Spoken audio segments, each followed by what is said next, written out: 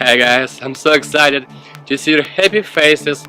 And you remember those days when it was gloomy outside, it was gray, it was raining, and then winter came with a lot of snow.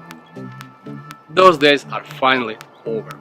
And today I was able to go outside without my jacket, and I'm so excited to enjoy this beautiful weather with you guys. And this Sunday, this coming Sunday, going to be biggest potluck barbecue in Seattle, Snowless BBQ 2019. In a few minutes I'm gonna tell you what's going to happen there. But first things first, let's roll my intro. We are who we are. Why don't I be me and you be you? We're spreading color around us.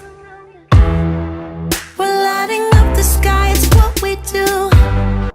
Alright, I'm so excited to be outside, and Snowless BBQ was born 11 years ago.